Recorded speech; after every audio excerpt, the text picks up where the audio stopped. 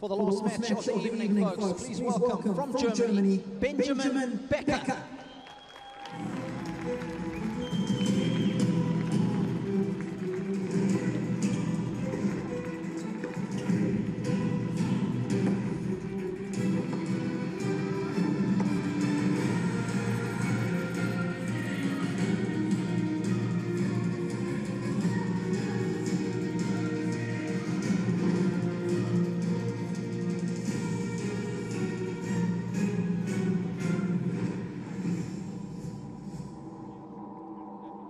And his opponent tonight from Russia, Igor Kunitsyn.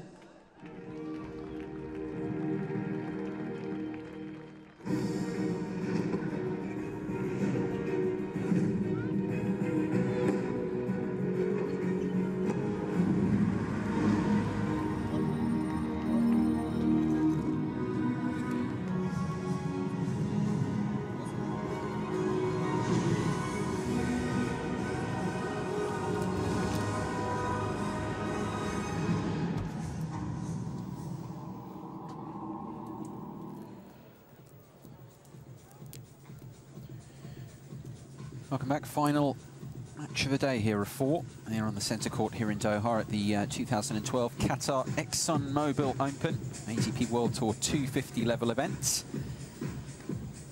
And, final match coming right up here. Benjamin Becker of Germany against Russia's Igor Kunitsyn. Already seen wins here on the centre court here on the opening day of the main draw action for Andreas Seppi, winner over Lukas Kubot, and for Viktor Troitsky over Lukas Rosol. A short time ago, a few moments ago, you might have been with us watching Alex Bogomolov Jr. post a hard-fought win over Filippo Volandri of Italy. All those men, those three, through to the second round. 6 balls, 7-9, tiebreaking all another sets. one joining them. Who will it net be? Machine and the Hawkeye, 3+1, okay? And we have TV changeover also, okay? Any question? Heads or tails, one of you? Heads. Tails for you. You receive? Okay, good match.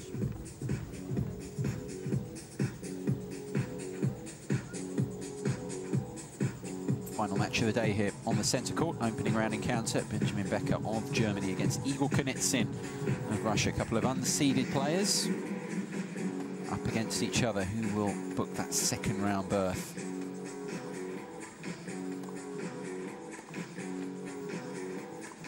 Had some progress, of course, in the draw. Not so much in this top half. Only Viktor Troitsky through so far. That's because I had a couple of qualifiers come through. Thomas Pachinger among them.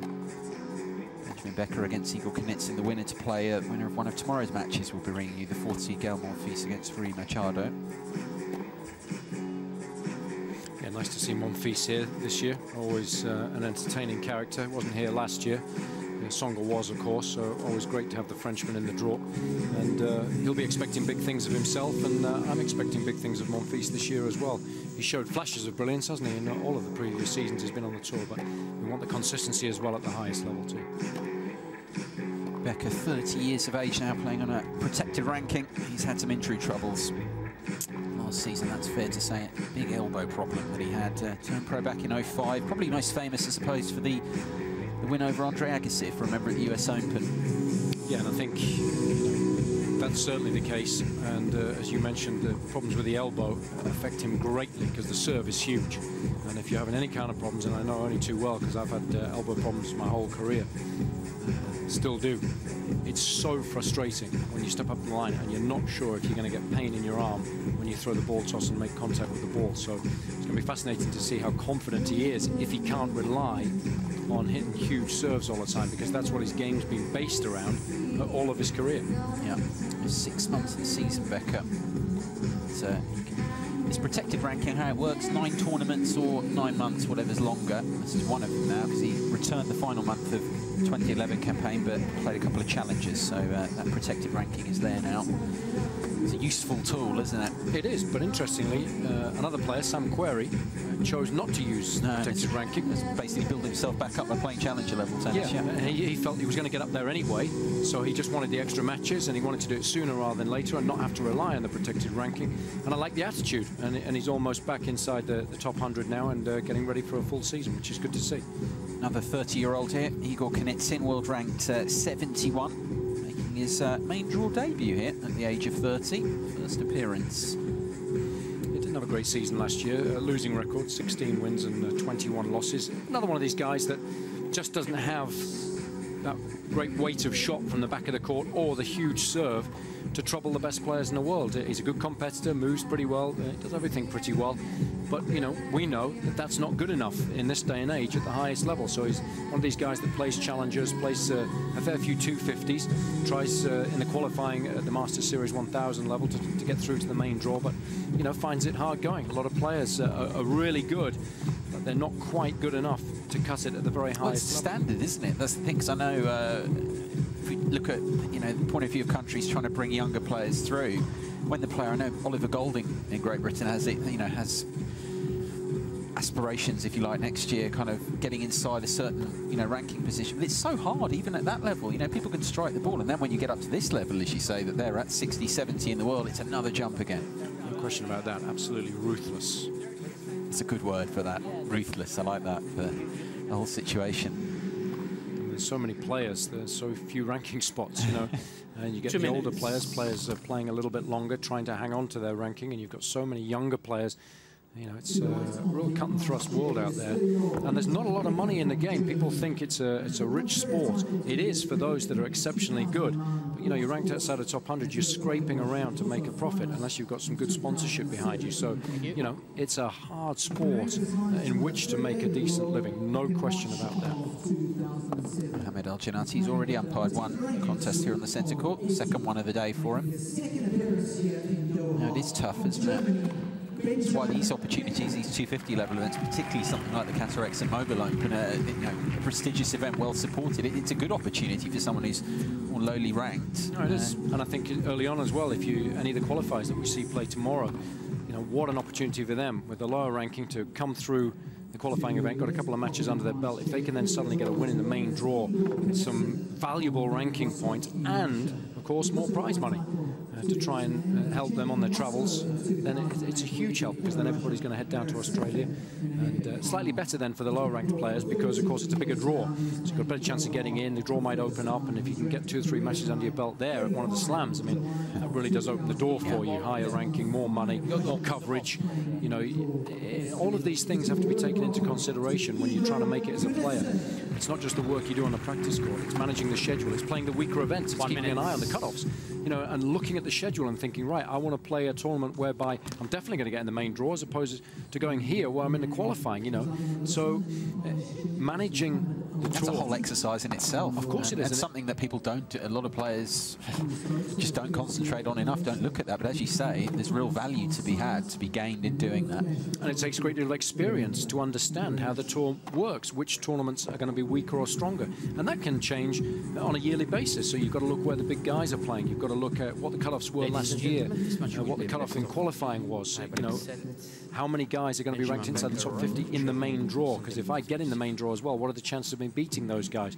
And which are the weeks in which there are 2, 3 tournaments being played? Because then, of course, you can go to the weaker one, and you've got to try and, you know, play your best tennis at the weaker events to get your ranking up and to get more prize money, more ranking points. So, yeah, managing your schedule, absolutely crucial.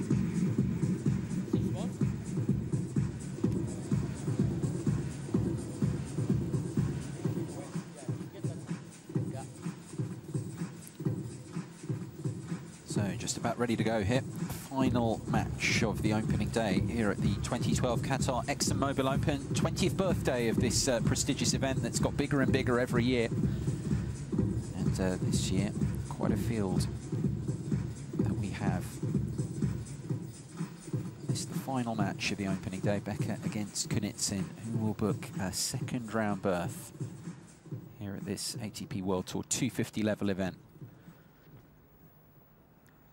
First set, Igor Kunitsyn to serve. Ready? put into bat, so to speak. Igor Kunitsyn to serve first here in this one.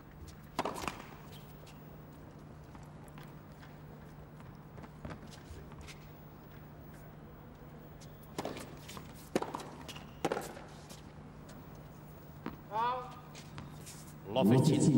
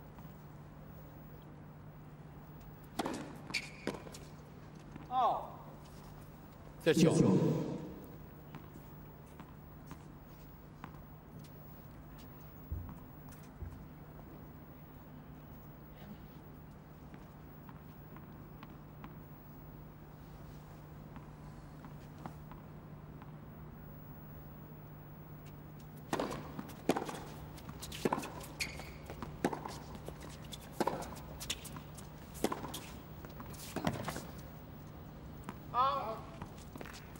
30. Immediately slipping into some bother here. Kunitsyn on serve. Great chance this for Becker first up.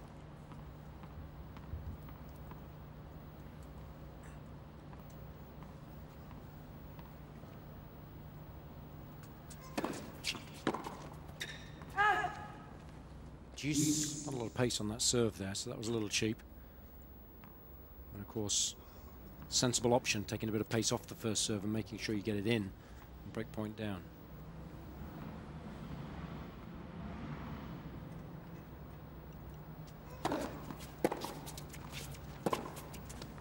Oh! Advantage Becker. Footwork there. Again, it was a short return. You've got to be really aggressive with the feet there. Take the ball on the rise, take time away from your opponent. You've got to look eager, especially in the early stages of the match. Send the right message down the other end of the court. Second break point. Again, it's pretty cheap. Challenge. See if he gets it over, turned in his favour. Yeah, it was a lot closer. There's no question about that. Tight line for the official to call that because Kunitsyn was sort of moving in front of them. Yeah, he's made it. Yeah, it's good enough. Marginal, but 3 millimeters that call of the line.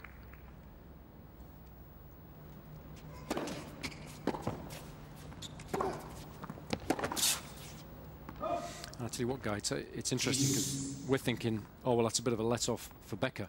But actually, it was a good deep shot. And had it not been called, he had the advantage in the rally. Whereas, of course, Kunitsyn there's just put in a decent serve and he's held the upper hand in the rally throughout. No chance for Becker to break. Yeah.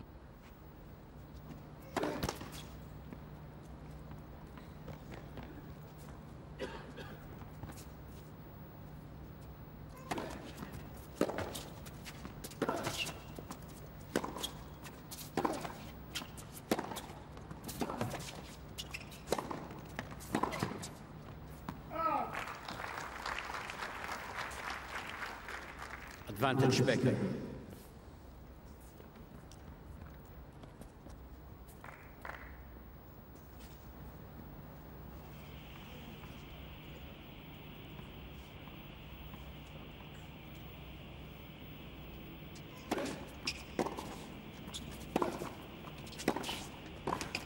Again, Becker. He does take it that time. That's the third time of asking.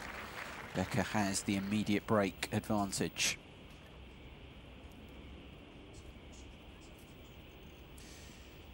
Well, it's nice for us to have Barry Cowan courtside once more. Barry, just touching base with you really in terms of temperature down there. We're getting pretty close to 10 o'clock local time. Is it a lot cooler than it was? certainly from the start of the afternoon session, which was at 3:30. Yeah, it is a lot cooler, but I think it's dropped a little bit in the wind. I think the perfect conditions, no excuses. Not even my book of excuses could. Got your jacket firmly on there. Yeah.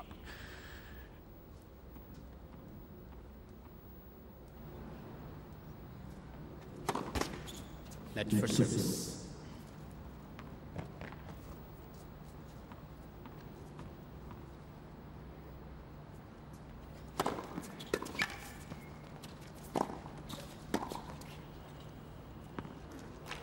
He makes it. It's a wonderful shot, but I was keeping an eye on Becker's serve there because he's had these elbow problems, and it was a pretty decent delivery, 200k. Nothing wrong with the drive volley either, this was just too good.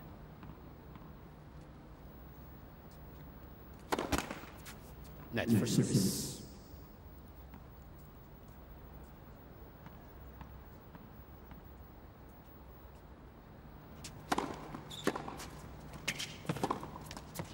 Law 30.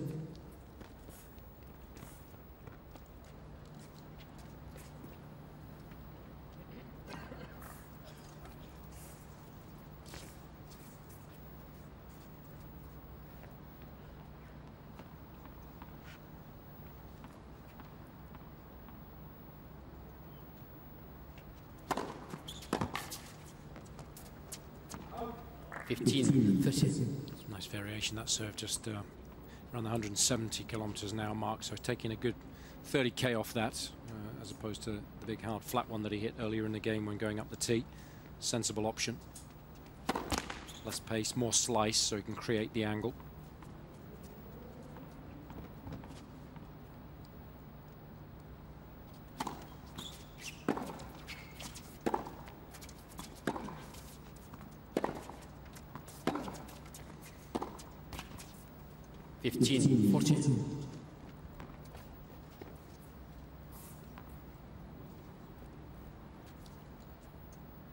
Two breakback points for Kunitsyn.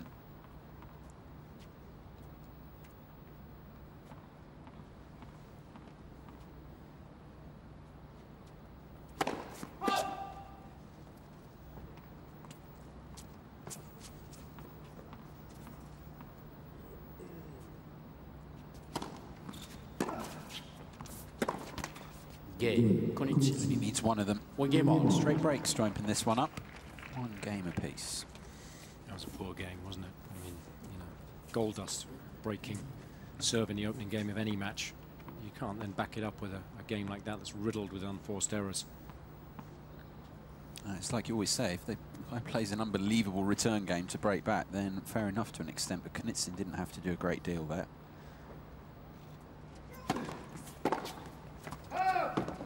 Love.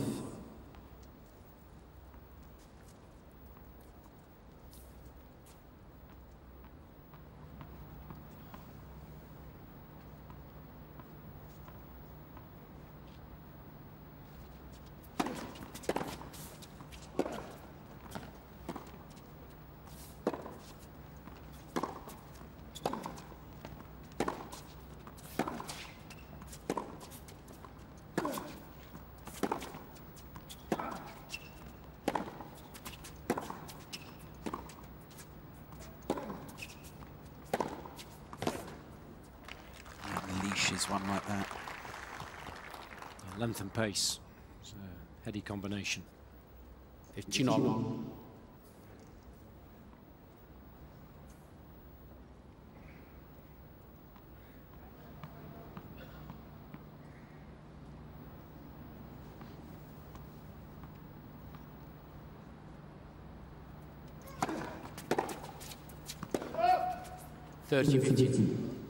Would you go as far to say, I know it's early stages, but obviously you've seen these two play plenty of times before, that the match is on Becker's racket to an extent?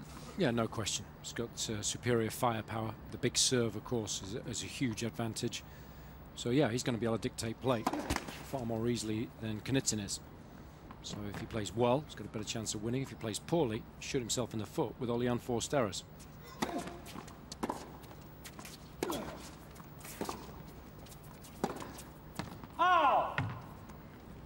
30 all. I mean, Kunitsyn's pretty predictable the way that he plays. We're not going to see him surging forwards too often. He's not going to get a lot of cheap points on serve. He's going to have to be consistent from the back. He's going to have to compete well. He's going to have to move well. And he's got to hope that Becker plays relatively poorly.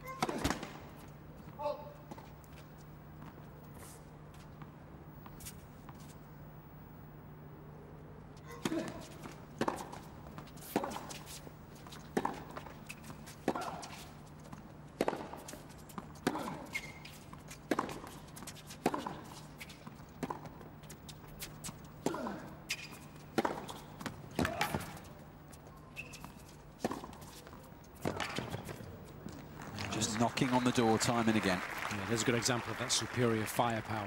30-40. But I think, you know, as far as Kunitsyn's concerned, if there is a good time to play somebody like Becker, it's got to be at the beginning of the season, coming off a year where he's had a lot of injuries, where he's using a protected ranking, and he hasn't had a chance to build up a lot of confidence.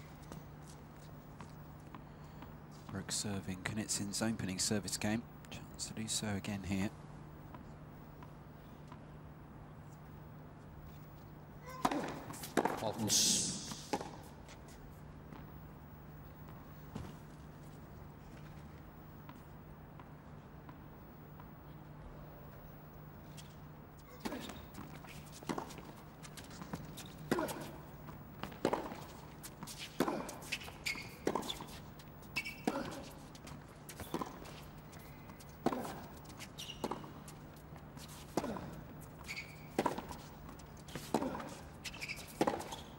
Just waiting until he had the chance on the forehand.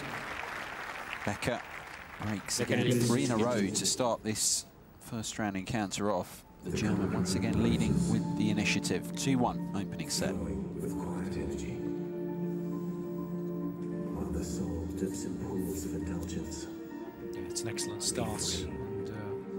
It's very obvious, isn't it, when you look at rallies like that last one, that Becker has the attitude of wanting to keep the rally short, wanting to try and open up the court and find a way of hitting a winner, whereas Kunitsyn, of course, is just trying to defend most of the time, or, you know, at his most positive, he's looking to neutralize opponent's shots, get the ball nice and deep, hit with spin, not make many unforced errors, and rely upon his opponent's errors in order to win matches. And that's a risky business, you know. You've got to be exceptionally good in order to do that. And even then, you're going to struggle to beat the best players in the world. So I think that's one of the reasons why, you know, Kunitsyn has struggled to sort of break inside the top 50 and certainly stay there. His current ranking is 71 in the world, and I think he's done well to break inside the top 100 and consolidate that position. Yeah, top 104 of the past 6 years, 44 in the world, its best. It does back up what you're saying back in 2008. He's won his only career title, singles title in Moscow. Marit Safin that year. Time.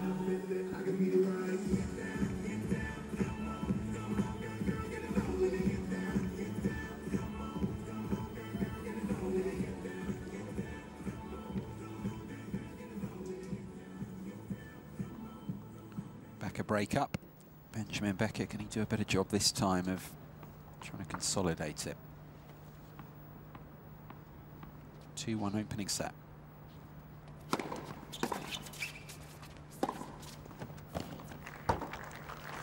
Nice combination.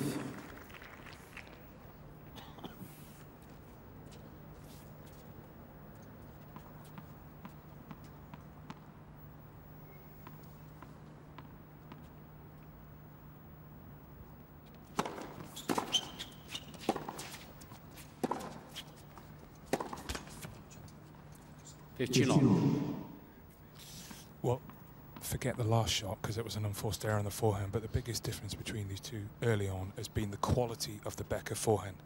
He's getting a clean strike on the ball, generating plenty of pace. So Kunitsyn needs to find a way to try and expose the weaker wing of the German, which is the backhand.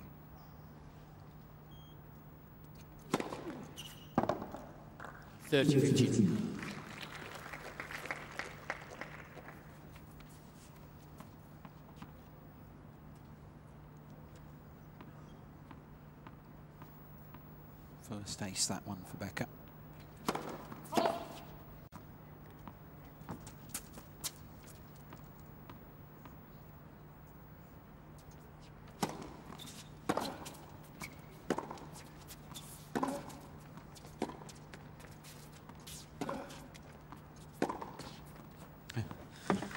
Oh, he did put it onto the backhand, but Becker had the response. 14-15. But he had time, didn't he? Yeah. And that's always the key. If you give an opponent time to get set up and they've got a good base to hit from, and then they can unwind with the upper body, they've got the opportunity to hit the ball anywhere.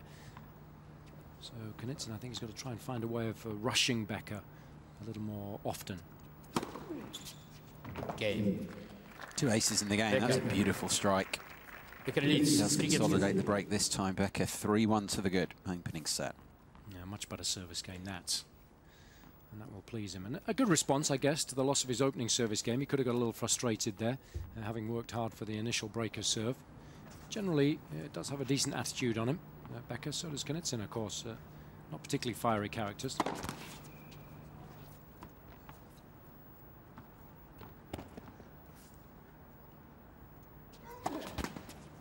Net second serve.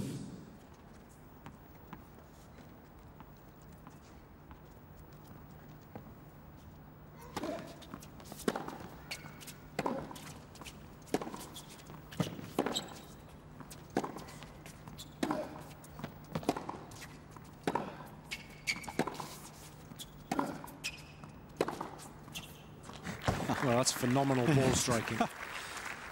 And you can watch that all day.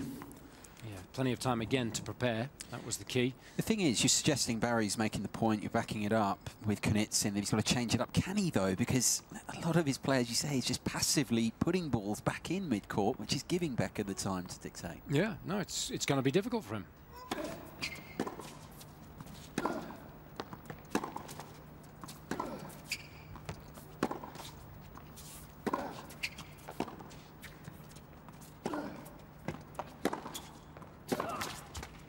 There was a good example. Yeah, absolutely. Because midway through the rally, Becker did drop the ball short on Kunitsyn's backhand, but he didn't move up the court, didn't take it on the rise, and he just continued the rally. And then suddenly, he's allowing Becker to hang around, and eventually, the German's then able to gain the upper hand in the rally. So Kunitsyn has to take more risks when Becker drops the ball short. We're not asking him to go all guns blazing, but you've got to play aggressively when given the opportunity. Net for service. And that's the same with any player at any level of the game. That's what you want to teach them to do. Take advantage of anything that drops a little short.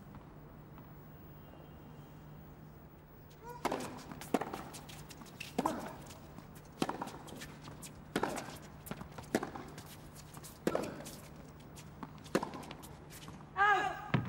15-13.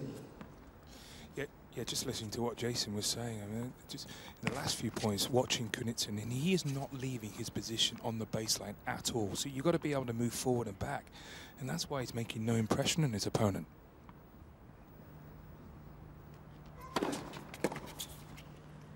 Yeah, because he lacks natural power. This is what Barry's saying, but the fact is you can still dictate a little bit just in terms of your court position, but he's not seemingly willing to do that. Of course you can. You're taking time away from your opponent, either by hitting the ball harder or by taking it earlier so they've got less time to react between shots, one or the other.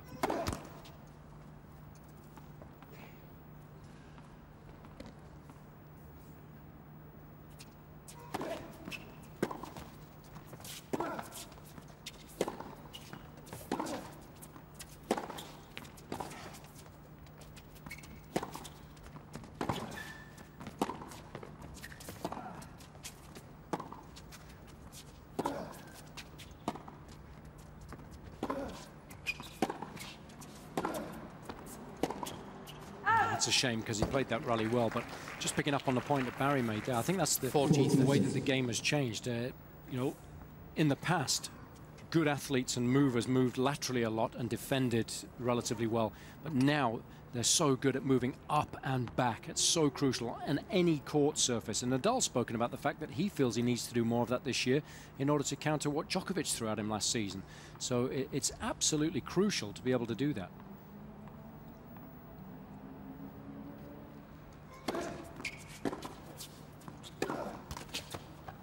And you've got to have good anticipation in order to do that, because you've got to be aware of where the ball is going to bounce to get off to a good start when moving up the court. It's too late once you realize where the ball has bounced and then, oh, I need to react to that. Ball's on you already. So you've also got to be moving before the ball's actually bounced.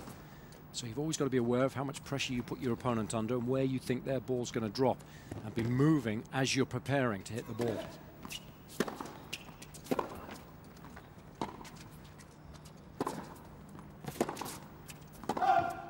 Advantage, Kunitsyn.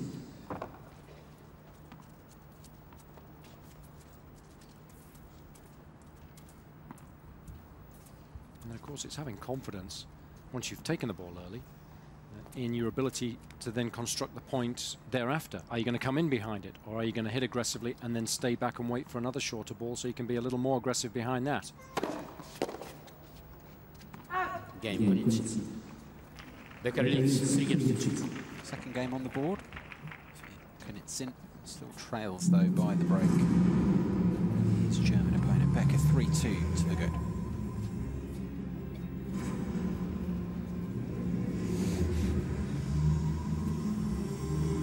And I think it's always a tough question for a player, isn't it, when you've played a certain way all your life and you're then required on a regular basis to do a little more. It means that if you are being aggressive, you're fighting your natural instincts, and you're having to redline your game all the time in order to win. Anybody who's played the game knows that that's very, very difficult to do. You know, you can take risks occasionally, but if you're taking risks all the time... You made the point actually through several of our commentaries today, you know, that point is just so difficult to do. You might be able to do it once or twice. You build a career on consistency. Exactly, so that's the difficulty for Kunitsyn. He's a good enough player to be ranked inside the top 100, but he's not quite good enough to make a great living inside the top 50 on a regular basis and push on from there.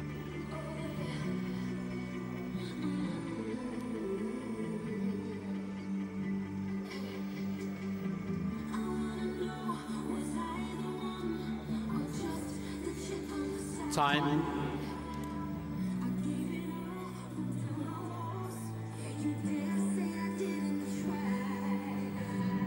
Served to 1 thus far. 20 minutes, 22 minutes that we've had played here on the centre court. Final match of the day here on the opening day. This year's Qatar ExxonMobil Open.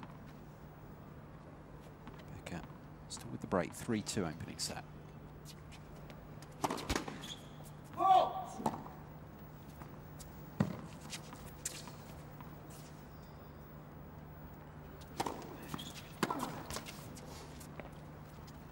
Love.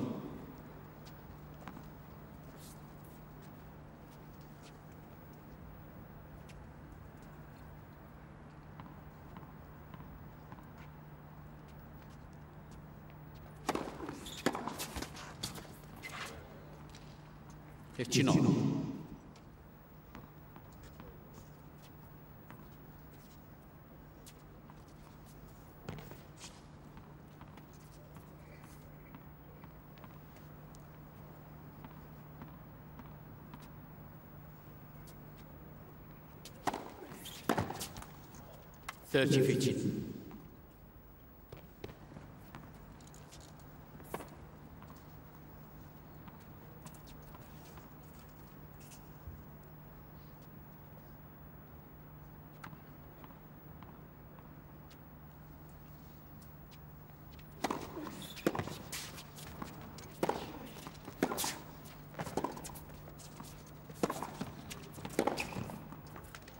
Fabulous.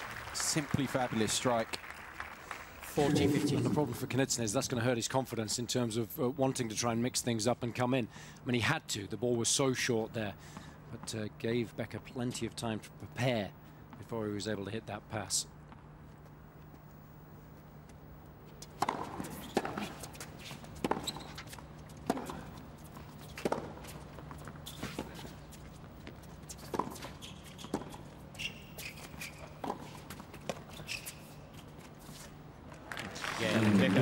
That's a nice finish from Benjamin Becker. And of anyone that's ever been to watch great golfers on the driving range, the one thing you hear is the difference of the quality of the ball strike. And if we relate that to the match here, the difference between the quality of the strike from Becker as opposed to someone like Kunitsyn, I think is vast. And that's why Becker's able to hit a lot more winners. mean, that approach that Kunitsyn came in on, yes, it was a decent approach, but just wasn't enough power behind it, so it allows Becker to be able to run down and hit the pass.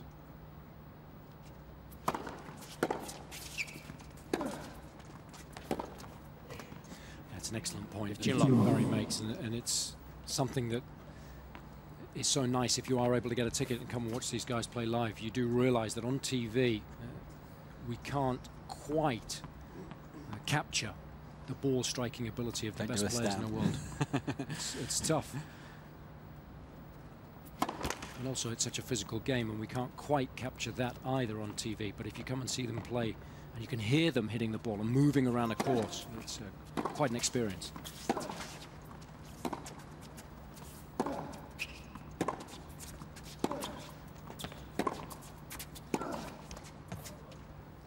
Yeah, it's funny, particularly in the modern game.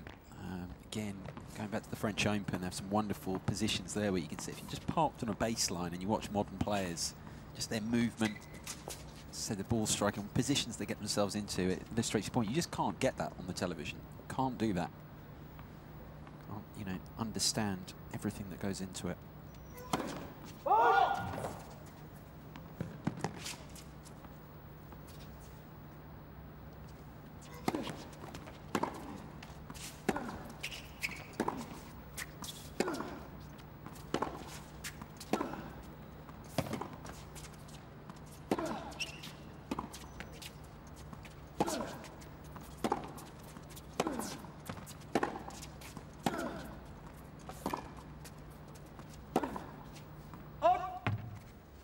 And again, he's trying to change the direction of the shot from a position 3, 4, 5 feet behind the baseline. You know, it's a risky business. And of course, when you start making errors and your game's based on consistency, that's going to frustrate you. And you could see there, just starting to show the first signs of that.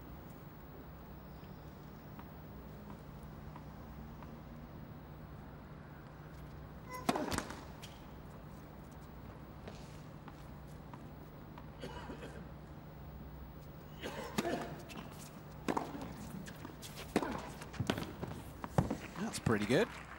Oh, rarity. Is that a third one?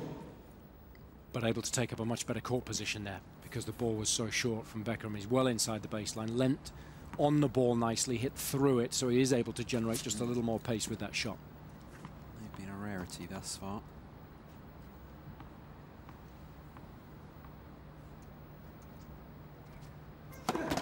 Net for service.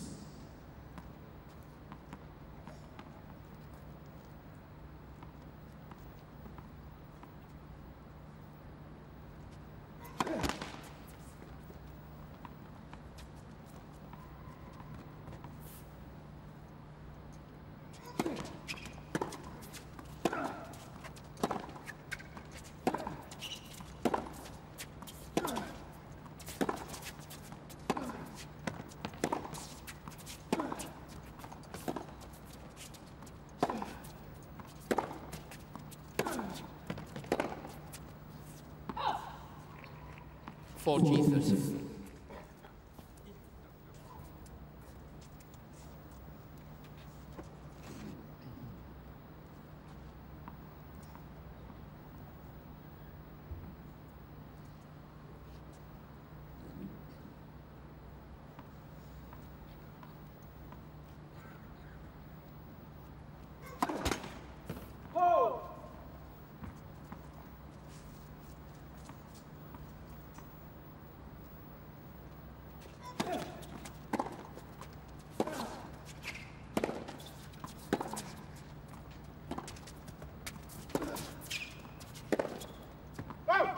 Again, Kunitsyn. This is one for once. New balls, please. Becker on the forehand side. Becker leads 4 games to 3. Still just one break of serve up. Kunitsyn holding on that. 3, the lead for the German.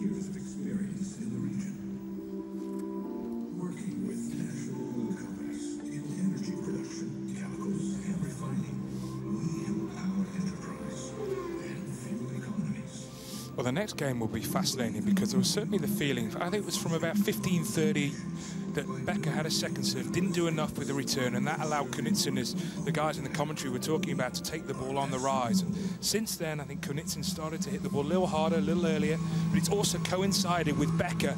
He's backed off a bit now. Is that because he hasn't played any matches on the tour for so long because of that injury? So the next game, up 4-3 serving, I think will give us a good indication of where Becker's at in terms of his confidence levels.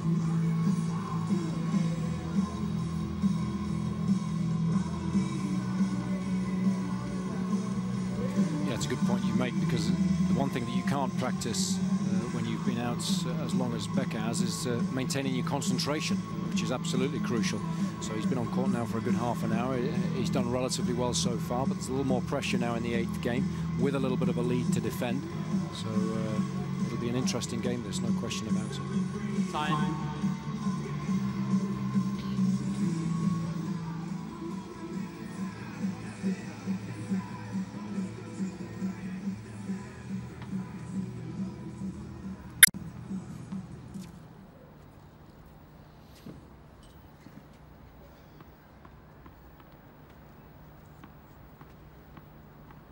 Becker still with the break, 4-3 opening set. 15 love.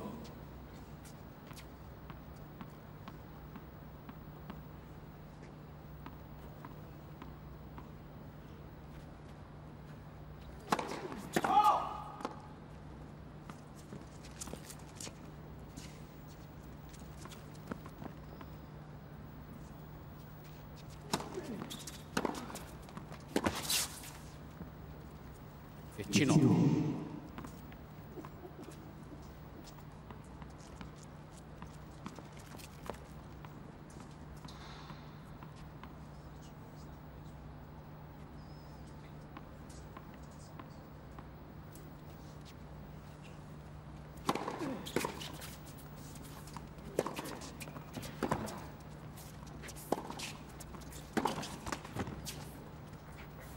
$30.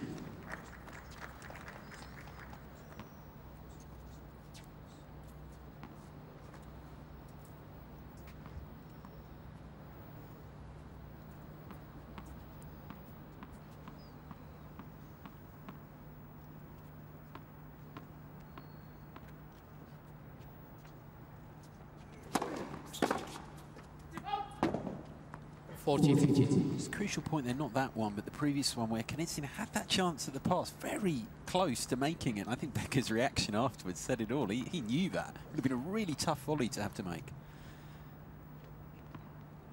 Just giving Becker the platform perhaps to close this one out. 2 chances. He's posting some pretty good numbers on serve so far, Becker. 74% of first serves have gone in. He's won 71% of those points.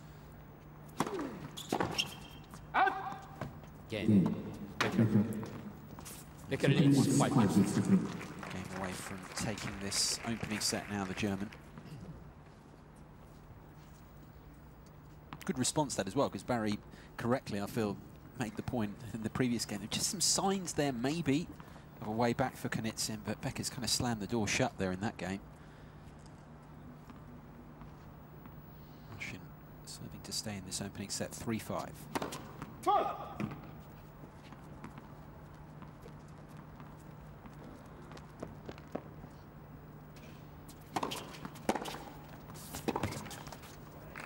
Love that tactic. Love it. And I wish more players used it. Kubot we saw against Seppi do so on a handful of occasions successfully. It takes so much time away from the server when you come in behind a return like that.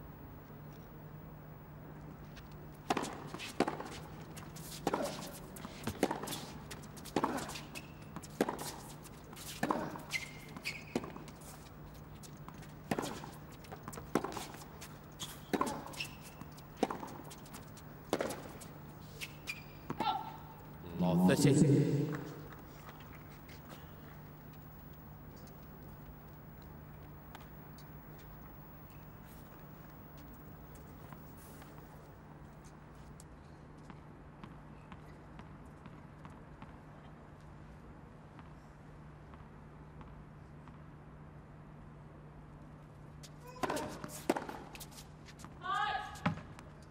15-30.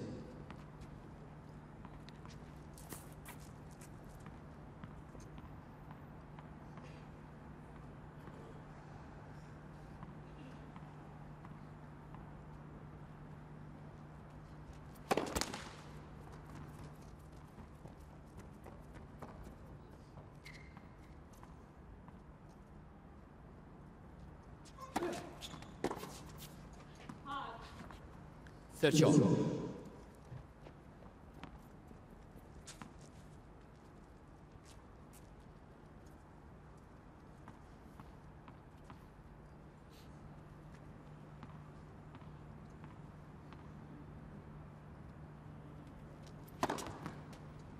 $40-30.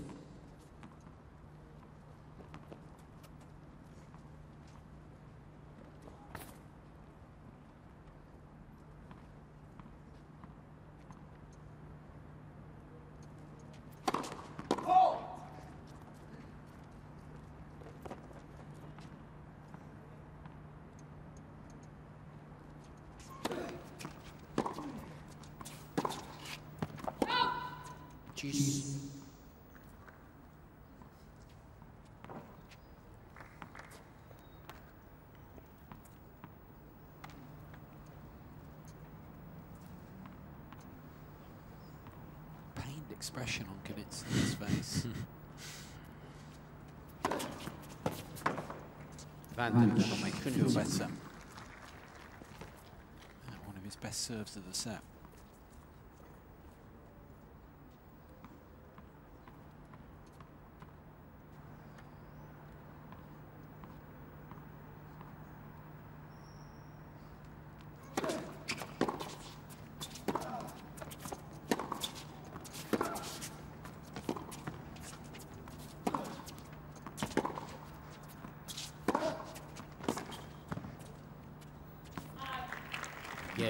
Kunitsyn. Becker leads 5 minutes. Hangs on for the moment at least, but it will be Becker shortly. The chance to go a set clear. 5-4 the lead for the German now.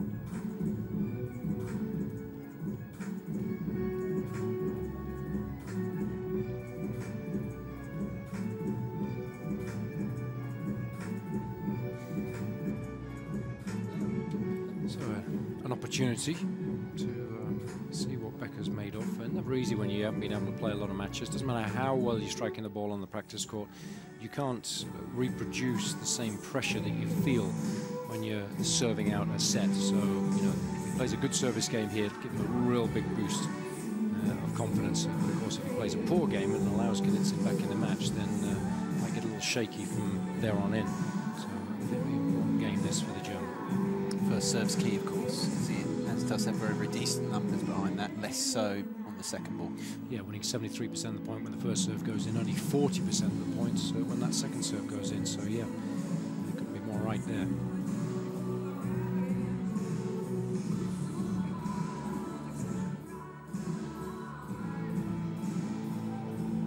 Time.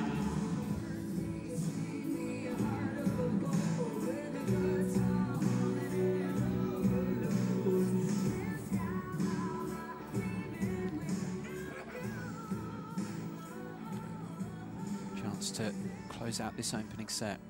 He's missed a lot of tennis, Benjamin Becker. Sure, if he can close this set out, it'll mean a lot to him.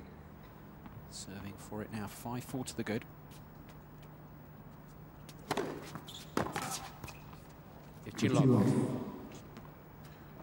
It's funny you say that he hasn't had these sorts of situations lately, but of course, look back over the career, got a bit more experience, has done things in the past. He can conversely draw on that perhaps here.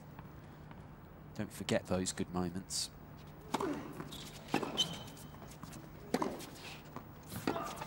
No, but it's very easy to doubt yourself, you know, when it gets tight, when you've been injured. So although he's won a lot of matches throughout his career, you know, it's very easy to start thinking about the negative side of things as opposed to the positive. But he's responded well so far. First couple of points, absolutely crucial. Yeah.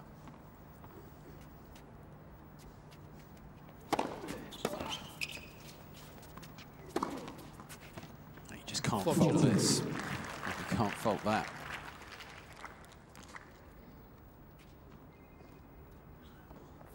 10th winner of the opening set, brings up 3 set points for Becker.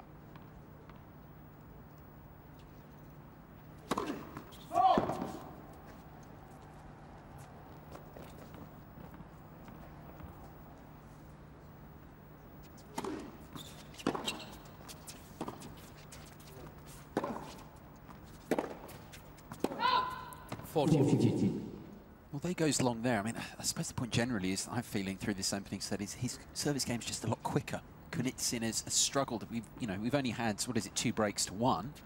Not been a complete romp, but in the respect of how long the games are taking, he's moving through them generally a bit more straightforwardly.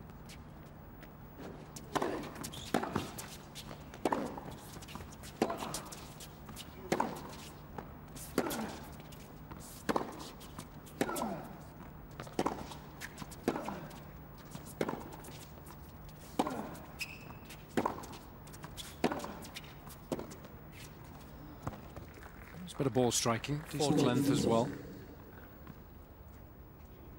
one of the few occasions in this set where Becker was a little unsure as to what he wanted to do there. He got caught in 2 minds in the end, too late preparing for the shot. 2 down, 1 chance remains.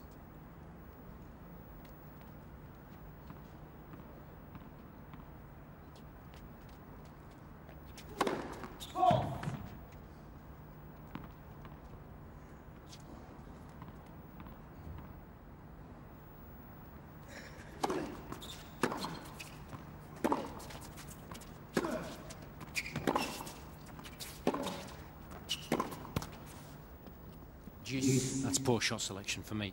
We talked about that earlier today at the beginning of the match, how important it is, but of course it's doubly so at the tail end of the set. Your point's even more pertinent here now, because that point just telling that maybe he was getting a bit tighter. Yeah, wanted to find a quick way of ending the point. It wasn't the right time to be aggressive. Should have gone back cross court, waited for a shorter ball to try and change things up a little bit.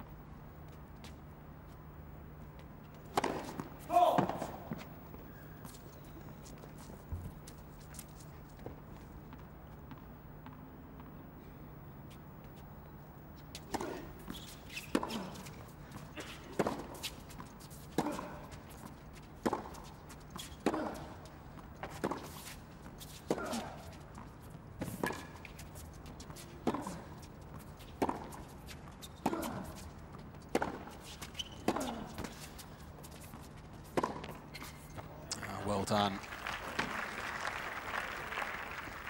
Advantage the courage of his convictions there, didn't he? He had time to get set up, but didn't take anything off this forehand. I love the way that he was reaching forwards for the ball, so made contact right out in front of his body, so he had plenty of options there, and then he was following that ball in as well. Really good footwork. Set point number 4.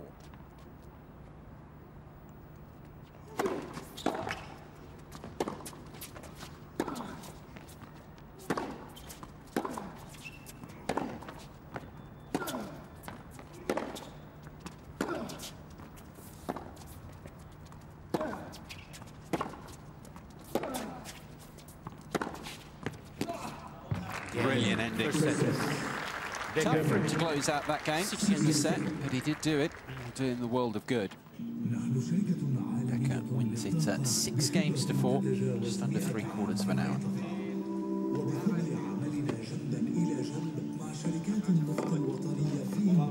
Well, a little shaky, wasn't he, at 40 love up there? Oh, I just kept thinking of your point at that moment when he gets pegged back. That's when you start, because he actually made a very, very good start to the game, but it was at that moment, and he responded well. Credit to him. Yeah, posted some pretty good numbers as well. It all starts with the serve as far as Becker's concerned. 75% of first serves going in is outstanding, and as you would expect, he won almost 80% of the points when that first serve found its mark. Very different story, though, when he missed that first serve. So that might be a little bit of a lifeline as far as Kunitsyn's concerned. If he can get a few looks at that when it really matters, he might find a way back into the match.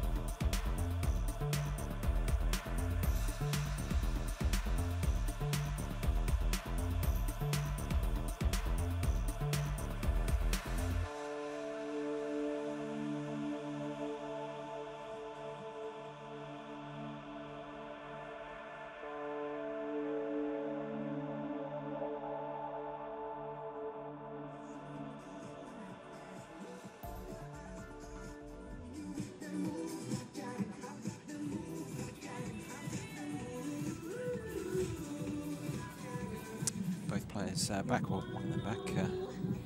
Kunitsyn, Benjamin Becker still to come back out on court, both going off for a bathroom break at the end of the opening set. Igor Kunitsyn, if you're just joining us, having dropped it by 6 games to 4, 2 breaks to 1 in favour of Benjamin Becker, the German, playing on a protected ranking of 80. He's actually 304 in the world, but showing some of his quality, better power behind the first serve. That's what Jason Goodall was making the point about. His forehand in particular in fine form in the most part for that opening set. Benjamin Becker. 8 forehand winners from the Becker racket. Back on court now. Set to the good. German. Time.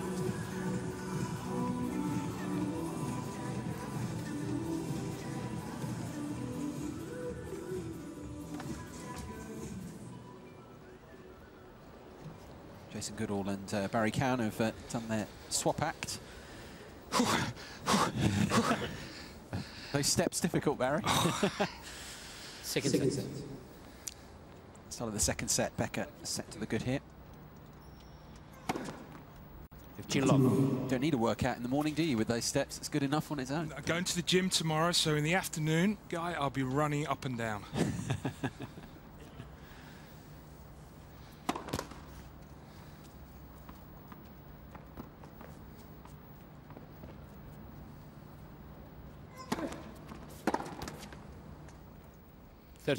Steps are quite steep as well, aren't they? Yep. That's the issue. There's a lot of them, and they're very, very steep. It's good to have you up here, though.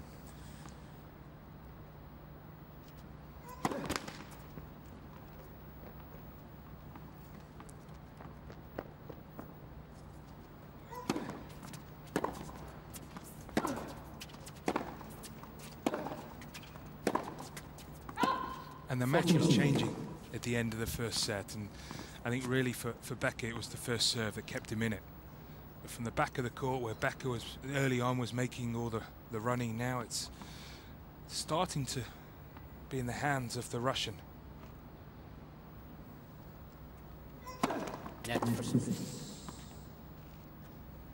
That's probably more due to the fact that the arm is getting a little tighter from Becker. Not hitting with as much freedom. Again. Finds First again, second ace of the game, 4th overall for the match. Much better service game that from Kunitsyn. Makes a good start to set number 2. Now, I don't know if it applied to Kunitsyn in this match, but you'll find a lot of players is that they don't want to overplay early on, so they try to play within themselves, not make too many unforced errors. But that can work in your favour, but can also be a massive disadvantage, because then it allows your opponent to make the first move, then play with a bit more freedom.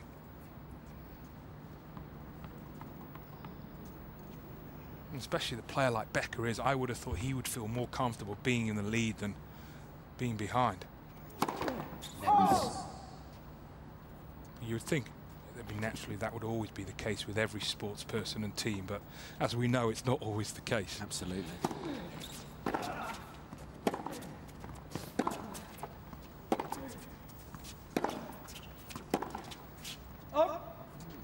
Love 15. Looked long, that one. I'm surprised he hasn't gone to challenge it.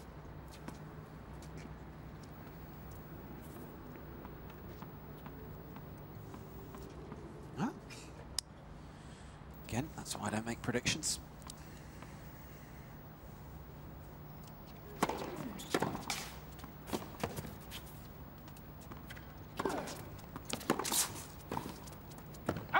No. 15 He's just a bit lazy, a bit sloppy there with the volley. Yeah, and did he know what he was looking to do? Was it a drop volley, or was it a volley he was looking to knock deep? Caught in two minds. I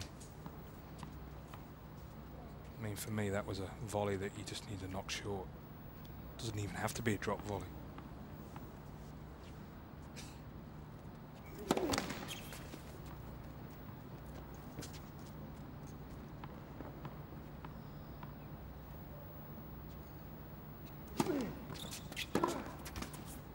Oh. 30-15.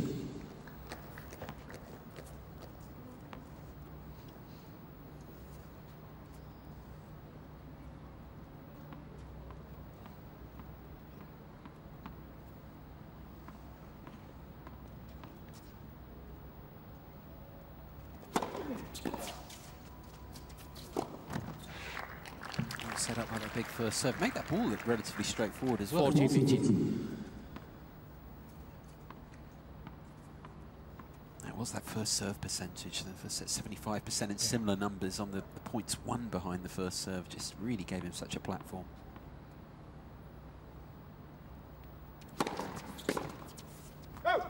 Game, Becker. One game all. And it's one game all.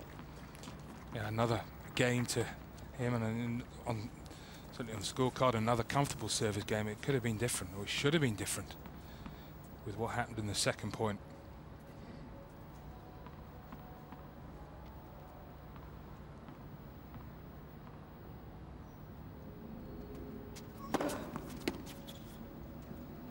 Chin lob. What happened there?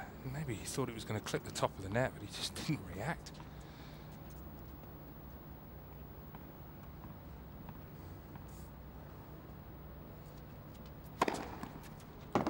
He's finding his range. It's 3 aces in just over the past game and a bit, and he managed a couple in the opening set. Already 3 in set number 2.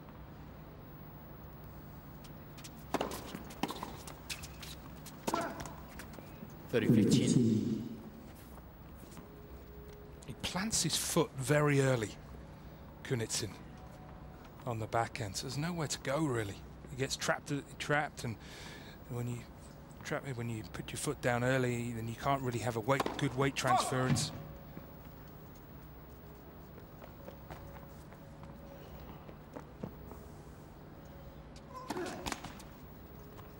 Third shot.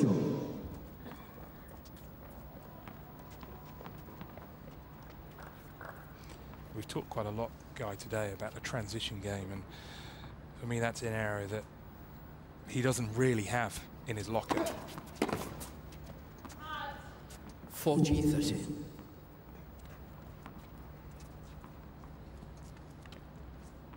No, and as you pointed out, as Jason's pointed out, that's what stopped him primarily, because you can get around the relative lack of power if you, as Jason said, you take time away, which he could do by getting inside the court. Just want to do it and really have the technique a lot of the time. To do it effectively. Well, that was a bit better on that backhand. He took it earlier. That was the positive part. The negative part was the volley.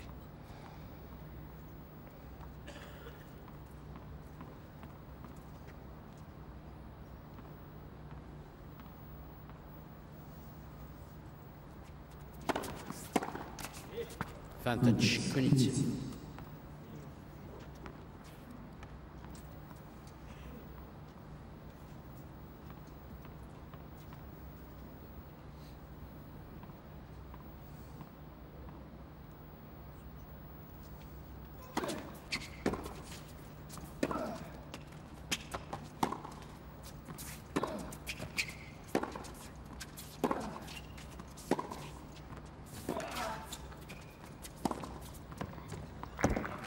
Snaps it up. And you contrast to that to Becker's forehand, where he takes it on the rise and he's moving forward.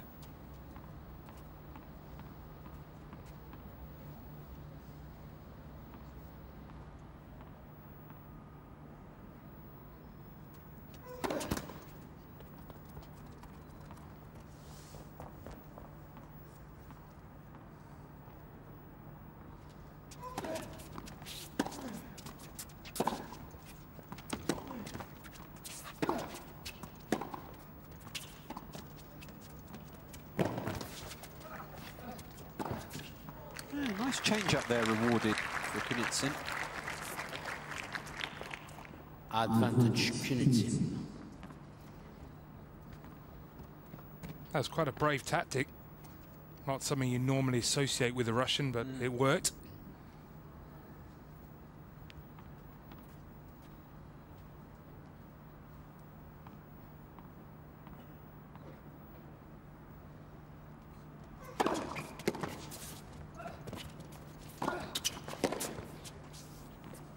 Game, Kunitsyn. Holds on, Kunitsyn. Kunitsyn leads 2 games to 1. Head on serve in this second set. 2-1 the lead. Becker still a set up.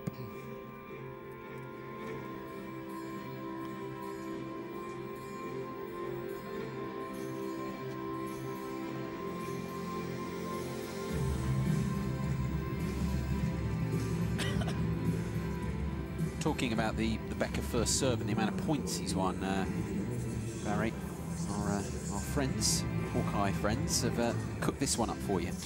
Yeah, he has pace, and he also has accuracy as well, Becker. He's able to be successful with that wide serve, that swinging serve to the right-hander's forehand. And his first serve is excellent. But his first serve percentage needs to remain up around the 70% mark, otherwise it will give Kunitsyn a chance to get involved in the rallies, and the tables are turning. When you look at just this set alone, Kunitsyn on his second serve has won 3 out of 4 points, where Becker on his second serve in the match has only won 3 out of 9. So the baseline rallies, once they get to 6, 7, 8 shots, are starting to favour Kunitsyn more and more.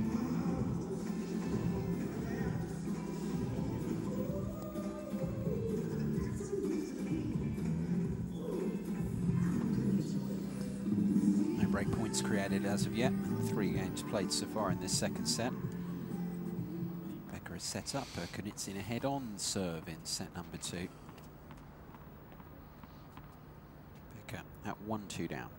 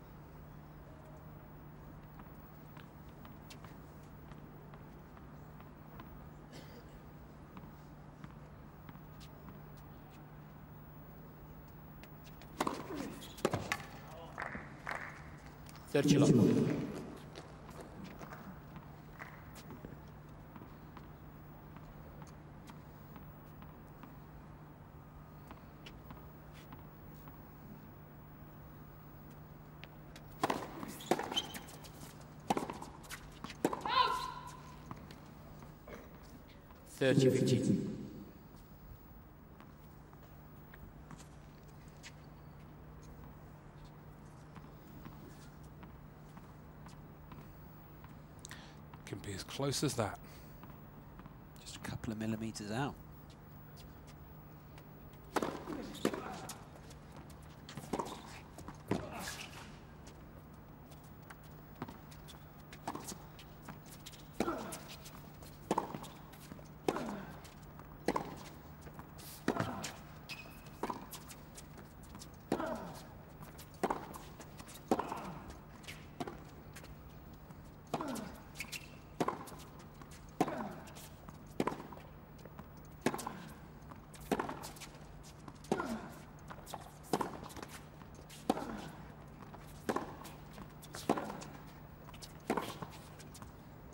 Oh, he's found it. Just superb ball striking from Becker. 40-15. Yeah, and a point where he deserved to win it. He was more courageous. He was more willing to be aggressive. That must have caught right at the back edge. See, that's a point where I feel that Kunitsyn should get out of his shell a little bit. Be a bit more proactive. Yeah, because it's not like he didn't have chances. Yeah.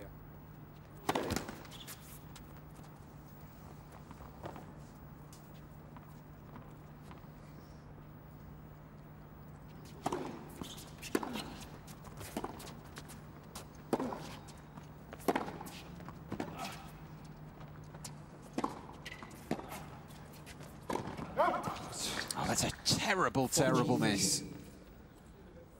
Yeah, it's actually one of those where you realise as soon as you're running round to hit the forehand smash, you've made the wrong decision. It should be the backhand. But still. And then you've got such a little amount of room to hit the ball into because you can't hit it cross court. So it wasn't really the shot that was wrong. It was the fact that it should have been a backhand.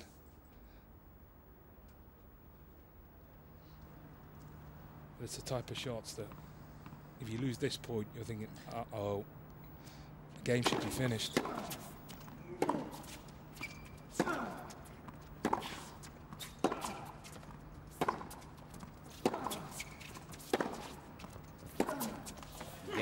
Becker. There is the hold. Becker, 2 games up, 2 each. Yeah, it was a good game to hold that. And what's really noticeable courtside is the way that Becker manages that backhand wing, because he's got the lovely little slice backhand as well.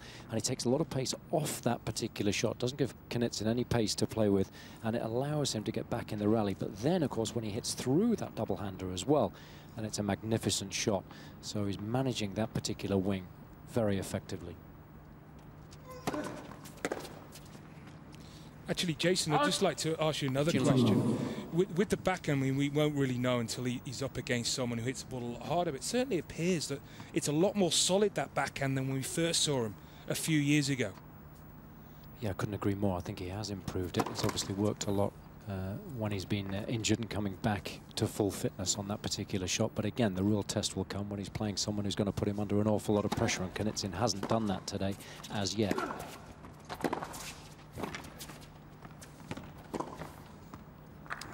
Super stuff. 15 on.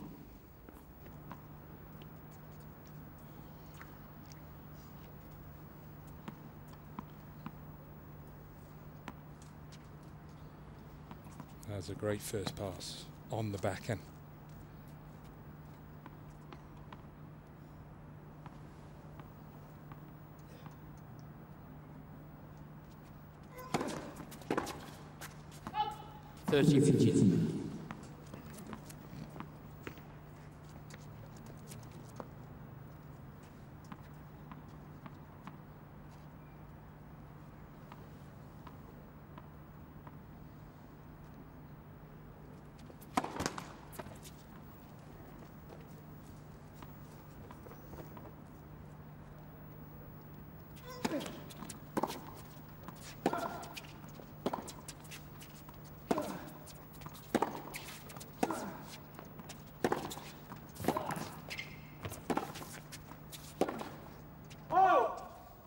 Third shot. Clearly just can't afford those. You know, that was the problem early on in the opening set in particular. His game style, he just can't contribute those cheap offerings the way of Becker. He's very one-dimensional, isn't he? No time is there the slice.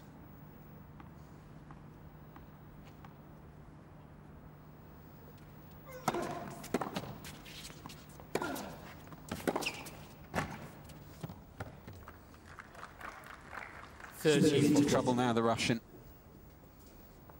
Break point for Becker.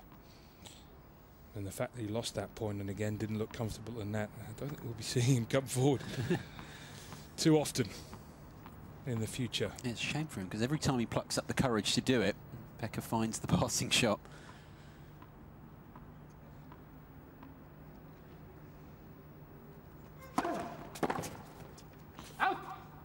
Well, it's a good point what you said, Guy, because actually the most important thing about being a good net player is not your technique on your volley. It's actually coming forward with belief. You can have the greatest technique in the world, but if you don't really come forward with a lot of confidence, it's not happening. This thing is a little bit bluff in it at times as well. Yeah. Just got to have the bravado, and you can win points, steal them that way.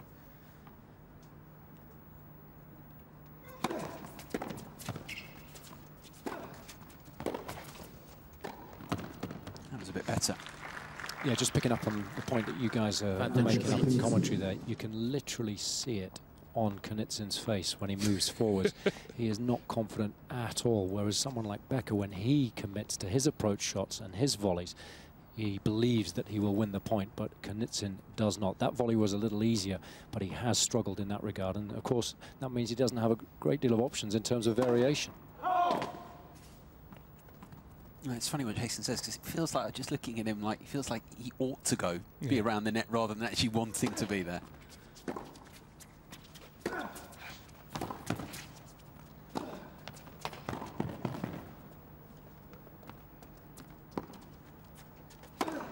Oh, that's a problem. up. Kunitsyn. Oh, whatever we say about him, he has managed another service hold, the Russian. 3-2 the lead now for Kunitsyn in the second.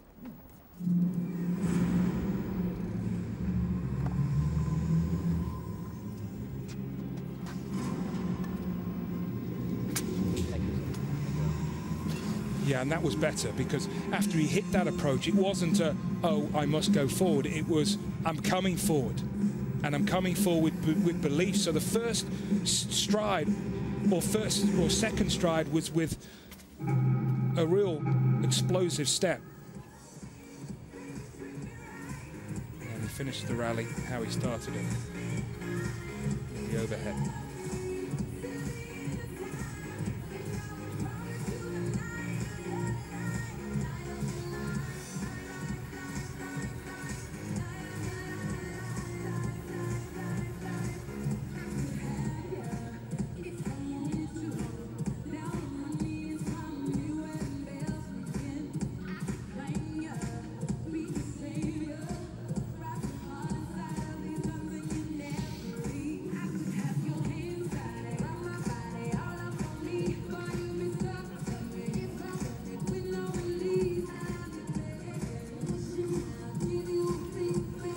Time.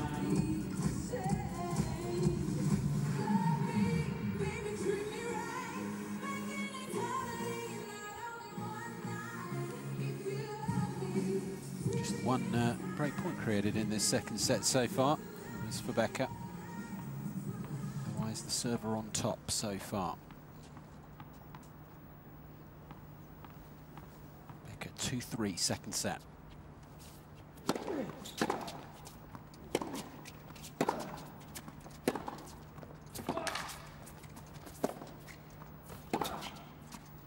Yep. He's not doing enough with the approach shot there, Becker. Yeah, the mishit worked in his favour for Kunitsyn. Which is a little injustice because actually it was quite a smart chip backhand. I mean, how many times have we seen Federer do that to his opponents? It's that nasty little chip backhand that makes them come forward.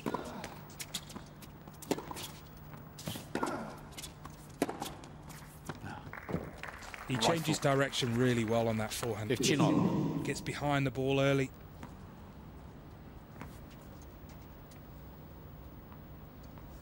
And maybe Kunitsyn needs to just take that forehand on down the line a bit more. Change the patterns of play.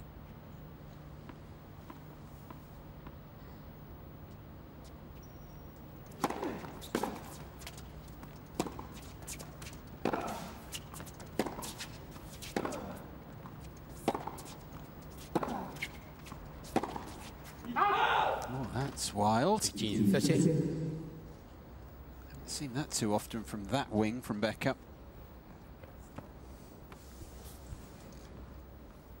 It's just like you're suggesting, Barry. The first serve in this game is dropping a little bit, giving Kunitsyn a few more looks. He's got half a chance here.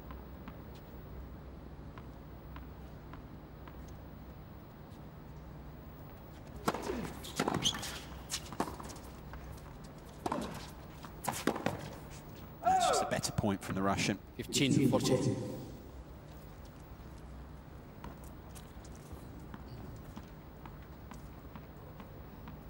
Break points for the first time in this second set created by Kunitsyn.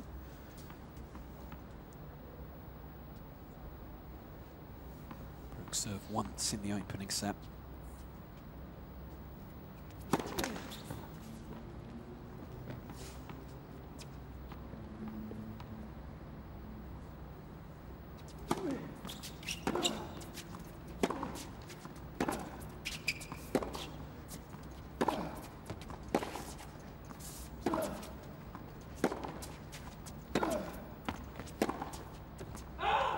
And he doesn't have to do a lot there.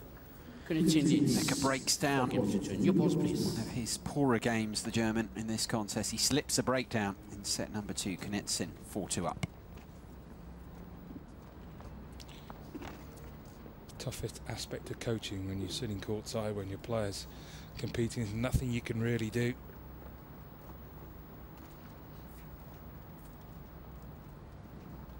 This is the time for Kunitsyn. He's got the breaker serve. He's serving with new balls, is to try and up his level.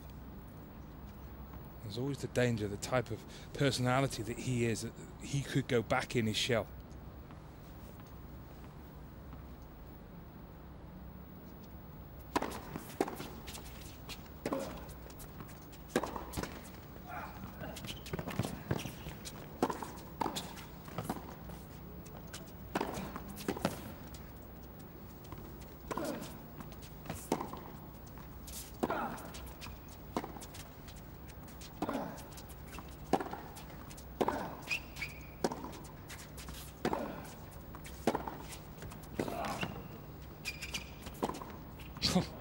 Super point.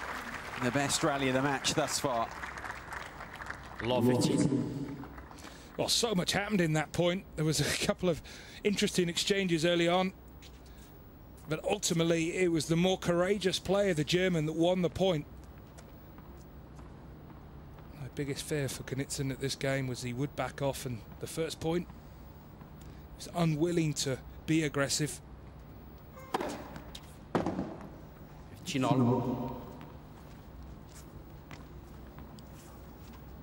Sixth ace for Kunitsyn.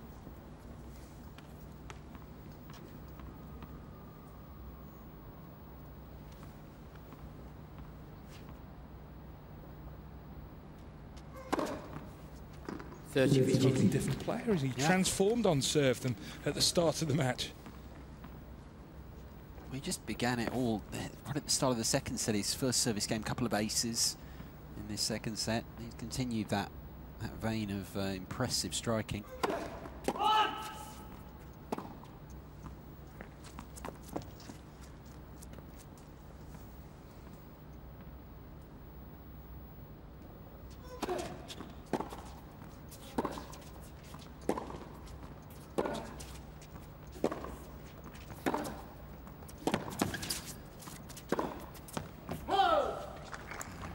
Too much.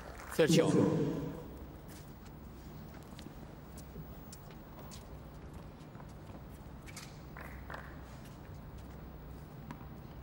You mentioned the belief and everything with Kunitsyn. I just think it's fragile. You know, he needs those kind of shots to come off to keep encouraging him to go and do them again, try them again.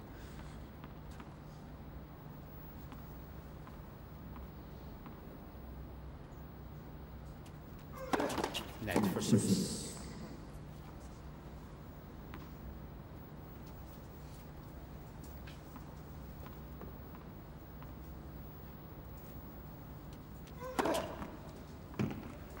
It's working beautifully now.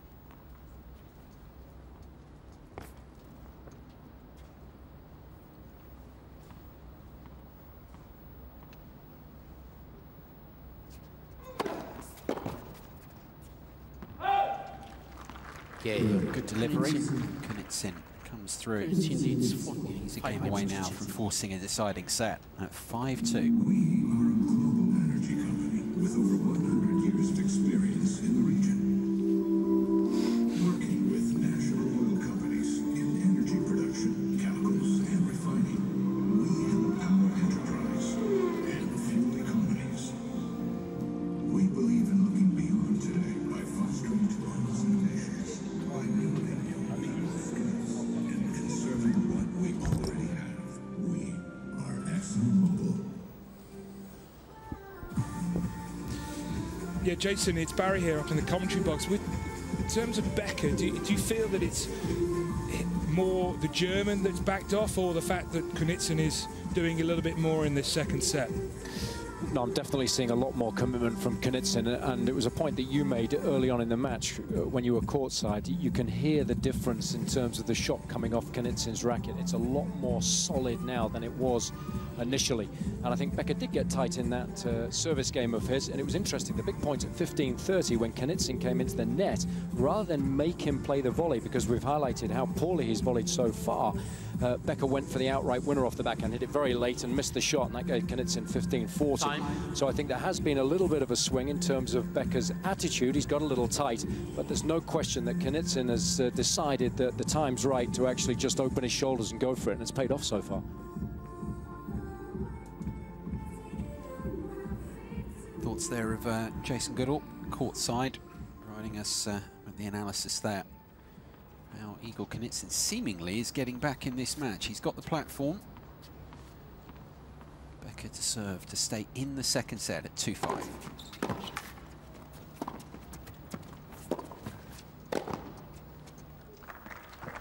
You know, early in the match, all the winners were coming from the racket of Becker, but he's closing in on the German now, Kunitsyn.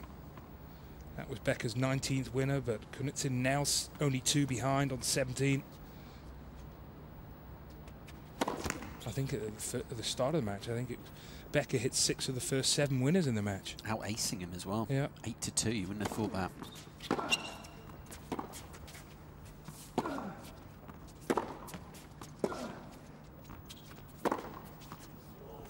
That is like a rifle.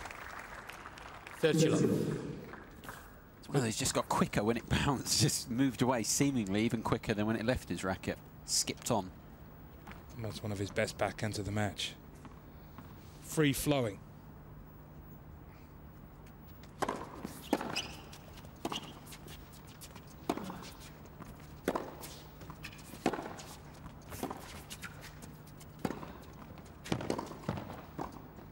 This is so much better from the Russian. So much more 30, commanding, 15. assured, all of that. Yeah, and this is the type of tennis that I've seen him play in the past, and this is obviously what he's capable of now that he's starting to feel a lot more confident.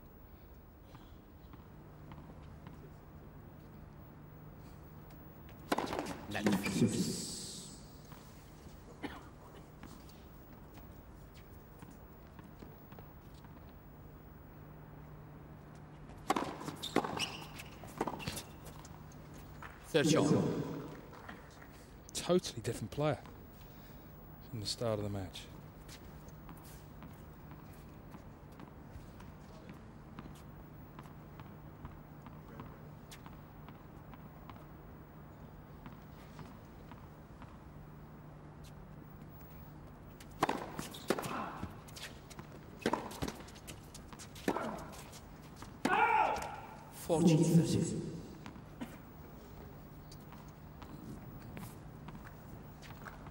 This is the thing, the first serve percentage of Becker hasn't dropped. Pretty much consistent, just over 70%. It's more and other aspects that we've been pointing out that have allowed Kunitsyn seemingly to get right back into this.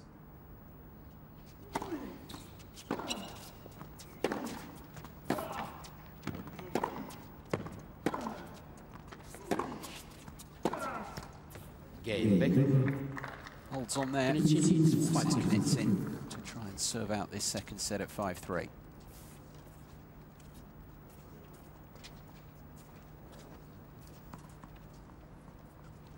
He's an experienced player, Becker. He came through the American college system.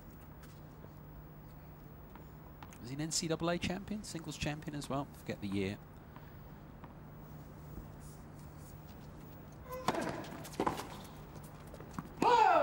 That's what the media guide's for, isn't it? Mr. Cowan is referring as we speak to it.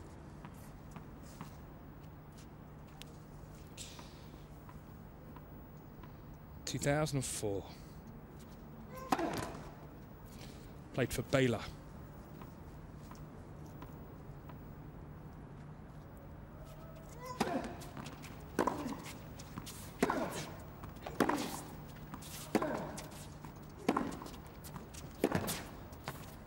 Some out there will say, what's more important is he majored in finance, international business. But he's 1 semester short of earning his degree, so when he finishes, he's back to college.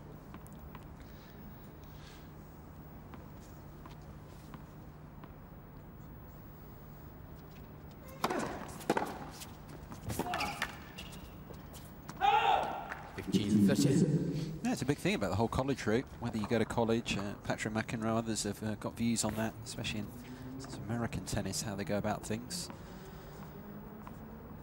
The route you take, how long you stay, what you do. Lots of different opinions on that one.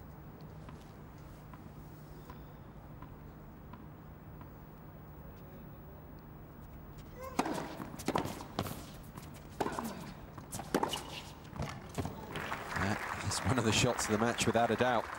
It's Becker who has breakback points. Yeah, good foundations on this backhand pass. Open stance. So even if Kunitsyn actually had got his racket on the ball and got it over the net, he was already moving forward.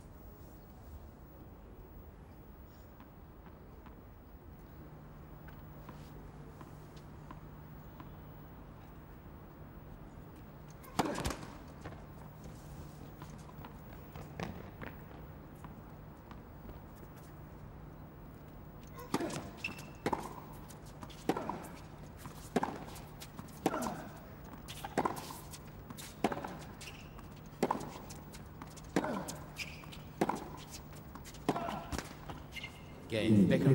Doesn't get lucky there with the tape. Kunitsyn needs Pump of the fist. This second set takes another twist. It's still 5-4 to the good.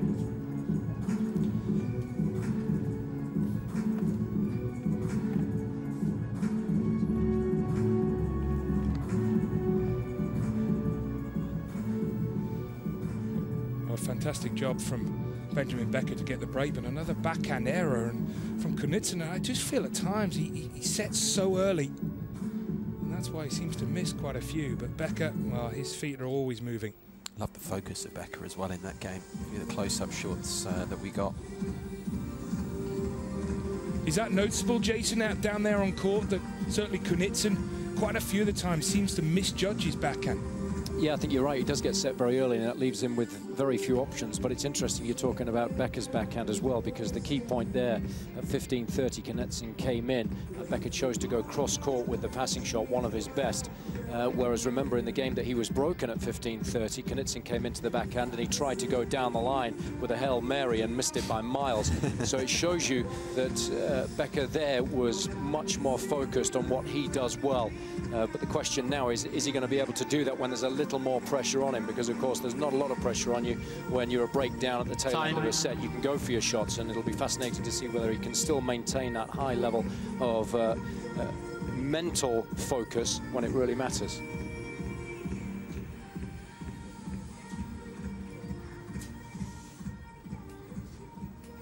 Half the job done for Becker, having broken to get back into this second set. Still some work to do though. Serving now. Again, remember he was 2-5 down, now 4-5.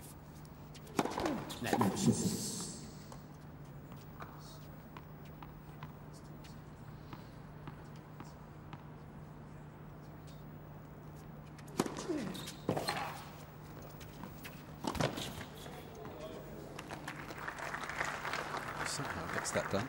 15.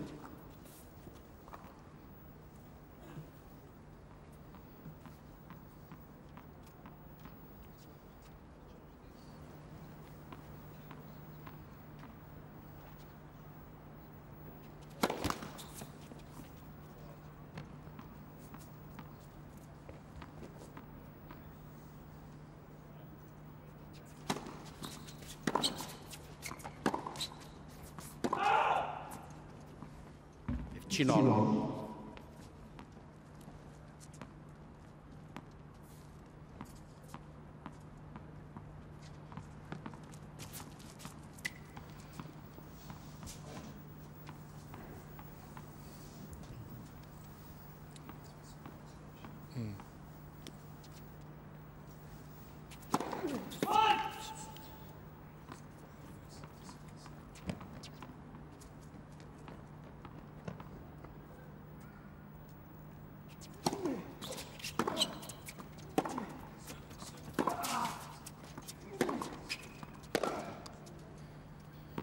Oi.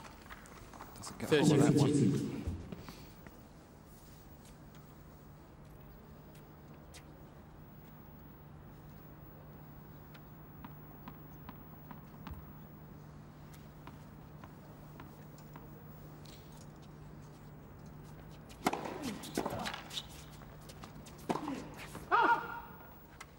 Third shot.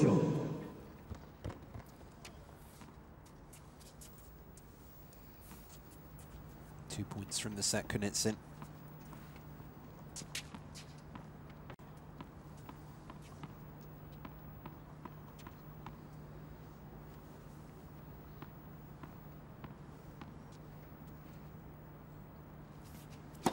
Net.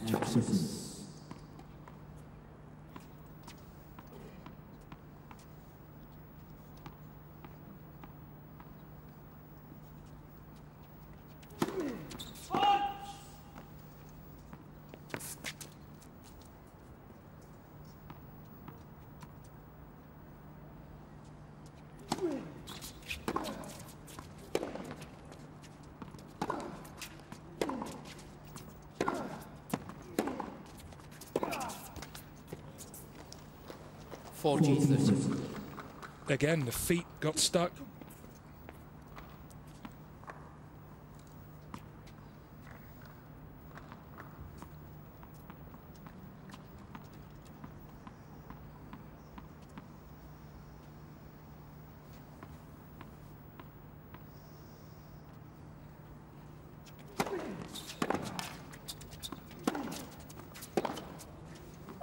Got to give credit where credit's due to the German there. 2-5 down.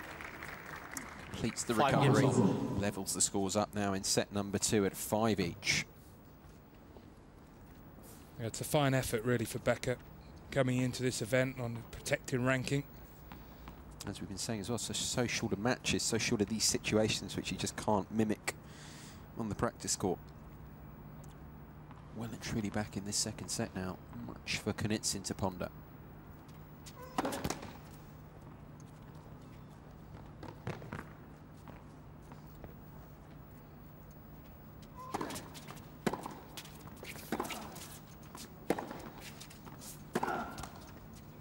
Law 15. 2 points from the set, remember, a short time ago. Couldn't get it done. It's going through his mind at the moment. Back to 5-all. Run of points against him.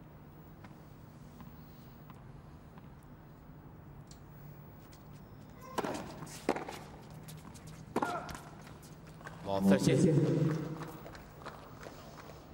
Yeah, he's having problems with 2 shots in particular at the moment. That backhand, which you guys have highlighted in commentary, but the serve that's deserted him is the slider out wide to the deuce court. And that's the one that was working really well early on in this set. And of late, he hasn't been able to find it and earn cheap points with it at all.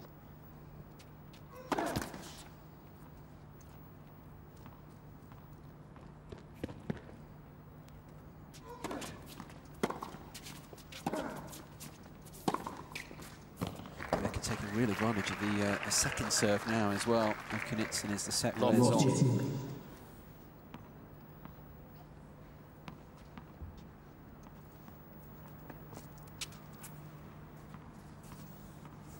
Take one of these and he'll have the chance to serve for the match.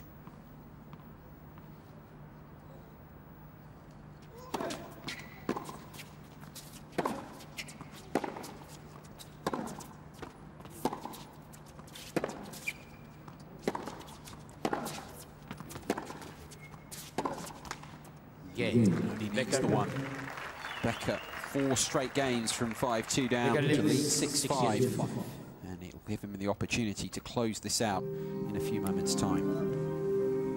Becker, a set and 6-5.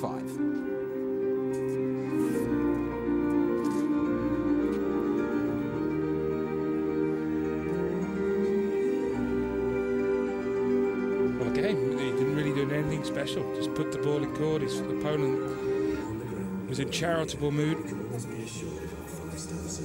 Season of giving has continued. And maybe it's pity on him, the fact that he's having to come in on a protected ranking, because certainly that's how it felt in the last game. And surprising, having done such a brilliant effort to get in the lead in this second set. Kunitsyn more successful at the net, certainly more willing to come forward 9 times in this second set compared to only 2 in the opening set, but just seemed to doubt himself in important stages where Becker's just continued to play his tennis. Some good tunes here today. The crowd have been getting involved as well, not so much at the moment. It's previous match, someone trying to compete to be in the highlights reel, making an early bid for it. Time.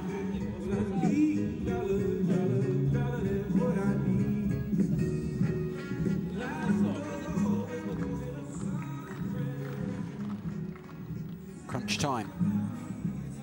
Hour and a half played. Back from 5-2 down, Becker in this second set, to set up this chance to maybe, just maybe, close it out and seal a second round place. Serving for the match, the German 6-5 second set.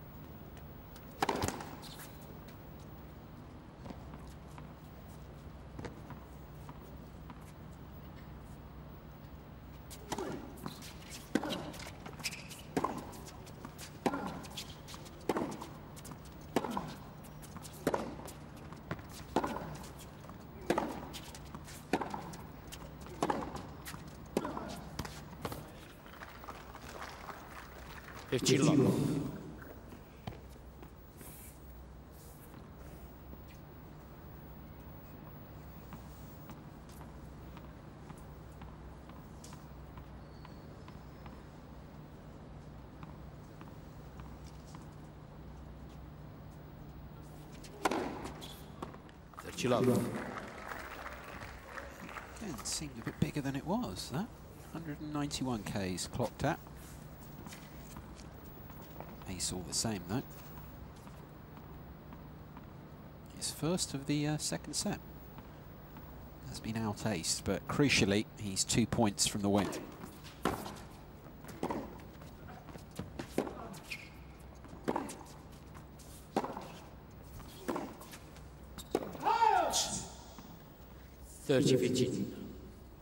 Well, he certainly hit one ace in his opening service game in the match. He might have hit his second in his opening service game. It wasn't in the opening service game, it was definitely in the second. So it's been a long time since he's found his third. Just wouldn't have expected him to have been out-aced by Kunitsyn. 8-3 at the moment. Ultimately, it won't matter if you can take these next 2 points.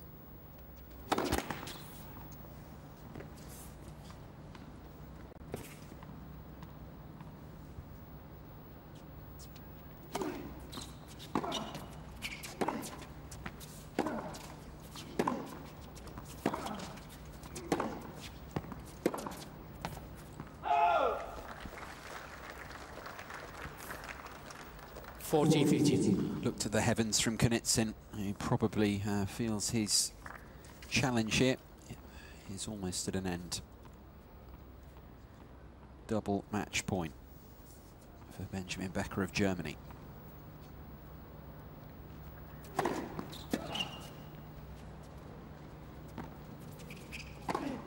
That will do it. Becker.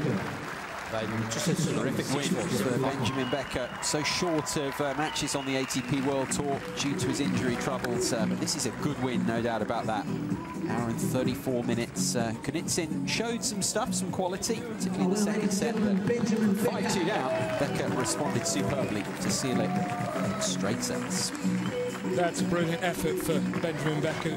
2011 was such a difficult year for him with the injury, and to come into this event on a protected ranking, and he's taken advantage of it in the opening round. A really good performance. He started well. The first serve kept him in it a little bit towards the end of the opening set, but when he was down and struggling in the second, he found enough good tennis to come through in straight sets. Crowd who've stayed on enjoyed that one. Good performance from the German through to the second round here in Doha, as he did do the year before last, play last year at the Qatar ExxonMobil Open. Okay. Just waiting to hear from Becker. Robbie Koenig is standing by on court to speak to another man to have booked his place in the second round of this year's Qatar ExxonMobil Open. Robbie's down there now, ready to speak to our winner. Benjamin, served really well tonight. First serve percentage in the opening stands, a 75%. It always lays a nice platform, doesn't it? Yeah, of course. I knew we played doubles together, Igor and I, a lot, so I know he's a great returner, and I knew I had to serve well, had to serve my spots. I wouldn't want to go for too much, but hit the corners, because I knew he likes to take control right after his good return, and it worked well what I wanted to do today. And tell us about the pace of the court. Looks like it's a pretty fair pace course. Looks like you can attack well, and you're rewarded for attacking, but at the same time, it looks like you can hang from the baseline. Well, I mean, it's quite slow. The balls move quite slow through the air now, at night especially. So sometimes you have time. You know, when you have time, you can attack, and you just have to go through the ball. And that's what's most important here today. And I really tried to go forward, and I think I did pretty well for that. Yeah, I think you played really well. Let's just tell a lot of the folks here, you're coming off a protected ranking. You're playing in a protected rank at the moment. You were out for a big part of last season. I sensed a lot of urgency from you tonight. You've got to make those points up as quickly as possible. You only got 9 tournaments. And I think that's something that really came through. You seem like you wanted to get out there, get the points under the belt early on. And that's why it's so important to do well early on in the season, isn't it? Yeah, of course. I mean, it's not all about urgency for me. It's about fun. You know, I had 2 surgeries. You know, I had a tough time last season. So I'm just glad to be back on the court. I'm having fun. You know, I'm not feeling too much pressure. I know. I'm 300 right now. I want to go back in the rankings. But you know, I don't put too much pressure on me. It's right now, early in the season. I want to get back, and you know, it was a good start for me now. And I got already a few points. And you know, I'm looking forward to being healthy this season and having a lot of fun. Well done, ladies and gentlemen. Benjamin Becker. Interesting thoughts there from Benjamin Becker, speaking to Robbie Koenig after his straight sets win, hour and 34 minutes over Igor Kunitsyn of Russia, 4-5. Becker into the second round, just saying just happy to be back out on court, more than having any urgency, just happy to be playing. Yeah, it's a good view. And sometimes when you are injured, that's the worst thing. But when you come back, sometimes it can be a blessing, because you take a backward step about what you've been doing well in your tennis and what areas you need to improve. And certainly for Benjamin, we're delighted with the way he served. I felt he had a good balance with his shot selection today. Hit his fair share of winners, 25. But I think what he'll take most confidence from, the fact that he was able to come through potentially a difficult match and come through in 2 close sets.